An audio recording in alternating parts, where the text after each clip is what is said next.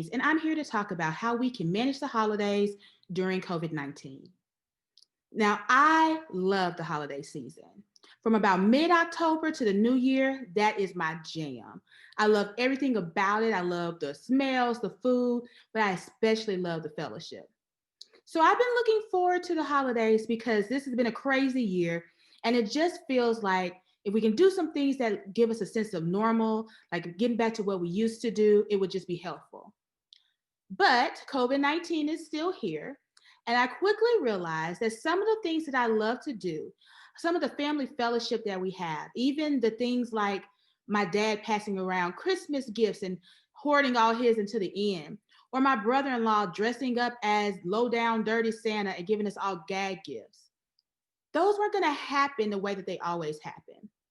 And I will admit, I got in my feelings. I was a little bit upset because I really, really wanted to have the holidays the way that we've always had it. And I had to take some time and really think about what's important. And I had to reframe my idea about the holidays. So you see, I was in this rut because I was thinking COVID had canceled our holidays. But really, what I had to come to remember is that the holidays are still in full effect. They will look different, but they can still be good.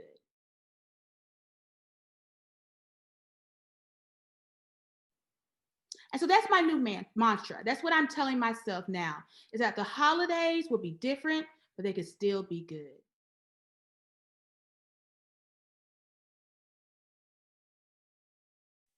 So how do we get there? What's the first thing that we should be doing? And first, we have to look for the good.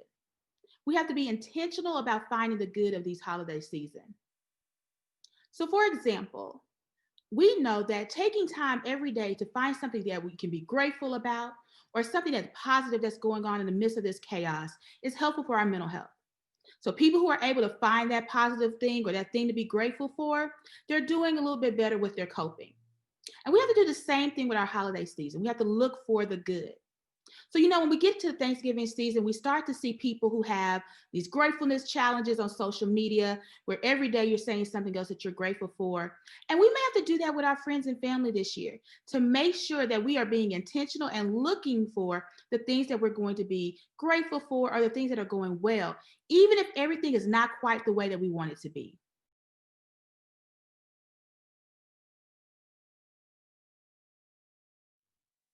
Now, after we find the good, we have to be intentional about connecting.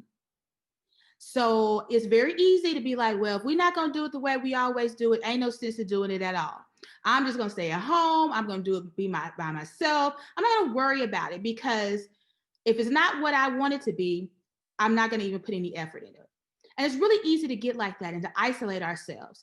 But we have to remember that we have to be intentional about connecting and that we are not going to let anybody feel disconnected in this season because of COVID-19.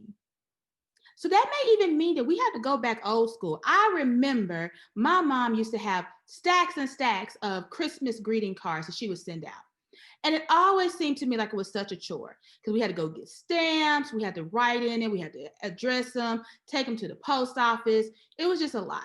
And I always said, I am not going to be sending out Christmas greeting cards when I get old enough to have my own house and all of that. And I have stuck to that. But this year, it may mean that I have to go back old school. Because do you know how amazing it is to get something in the mail, to connect with someone and to hear or to read that they are thinking about you, even though you're not physically in the same area? That does something to your mental health. It lifts you. It lets you know that you're still connected, even though you're not in person. So we may have to find ways to connect like that. We have to be intentional. We have to look for ways to connect, even in the midst of COVID-19.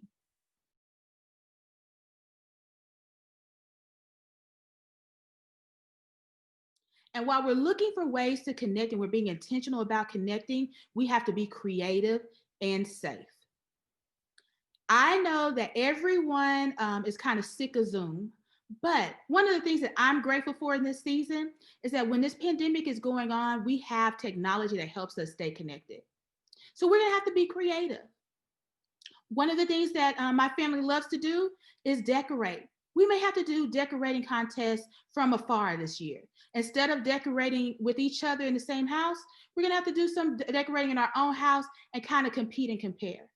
In fact, I know a family that has a big Christmas decorating contest between themselves, and they do it on social media. They have judges, they go the whole 9 yards, and it's fun, but it also keeps them connected.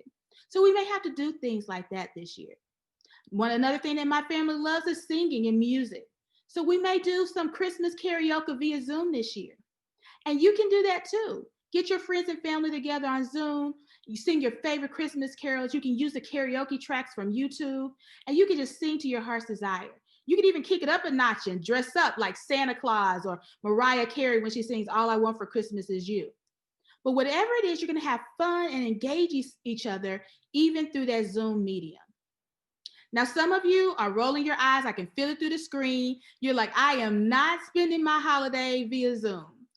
And I hear you. So you might want to think about some other ways, like drive-throughs. We know families who say, no one cooks the macaroni like my auntie. No one cooks dressing like my grandma. And I can't have Thanksgiving, Christmas, Hanukkah, Kwanzaa without that. Well, this is a year that maybe you have to do drive-by. Maybe they can make to-go plates and to-go pans of dressing, and you can come pick it up, wave from a distance, throw hugs and kisses, and you won't have to increase your risk of exposure to COVID-19.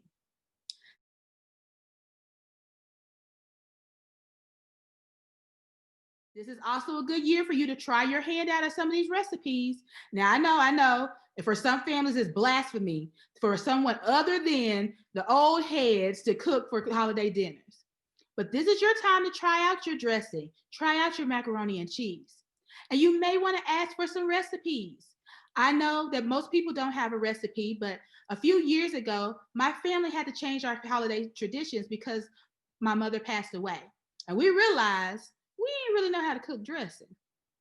So we had to call on some friends. And one of our friends, shout out to Sister Honey from Greater Mount Moriah Church, she actually went in her kitchen and kind of walked through how she makes her dressing and wrote it down for us. And we use that recipe even to today to try to, make our dressing. Not as good as hers, but it'll pass. And so you can ask your friends and family to do that too. Can I walk through how you cook your meal so that I can have these staple dishes on my holiday dinner, even if we're not going to spend it together?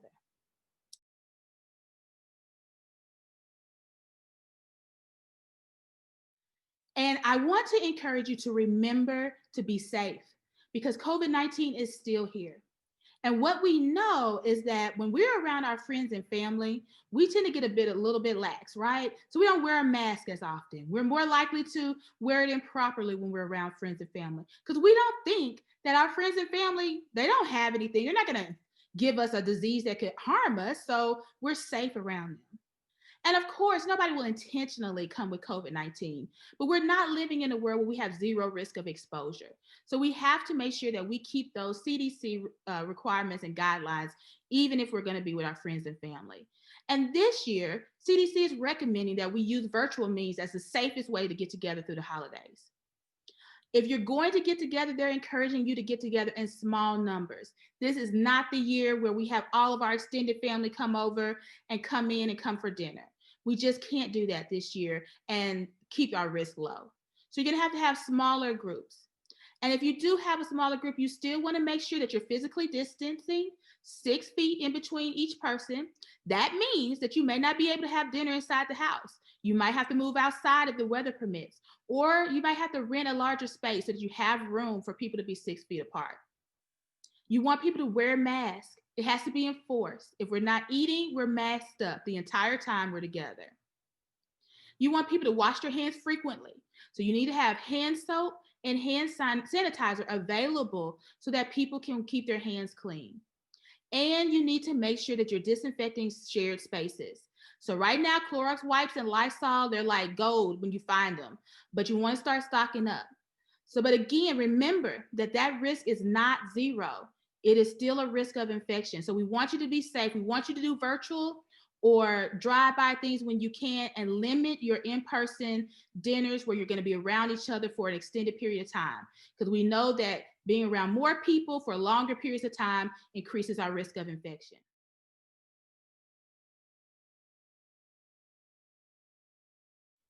Now, I will say there are some families who are coming up with some creative ways of getting together.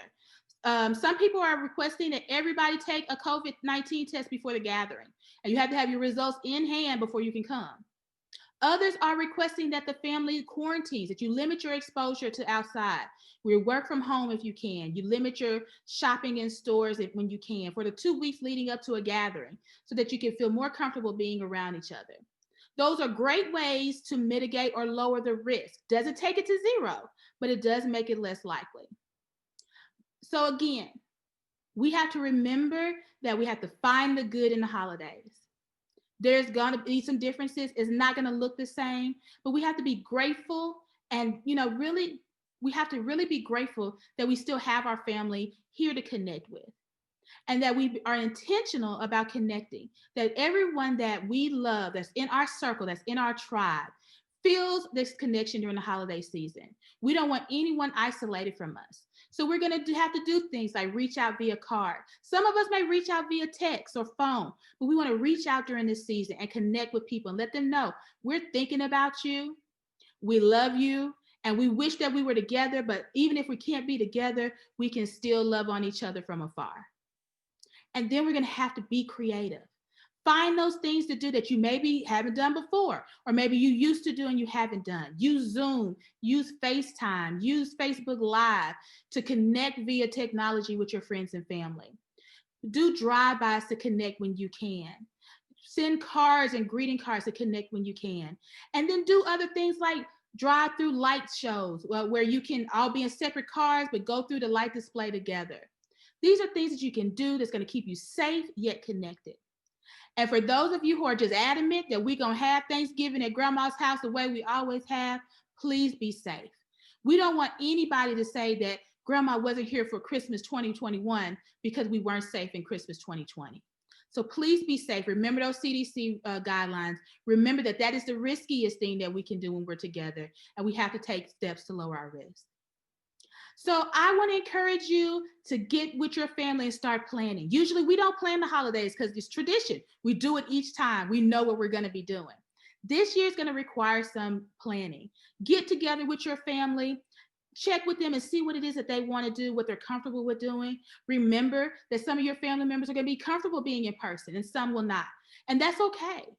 We can do things where we have a Zoom virtual drop-in. So some people can be having dinner and others can drop in via Zoom.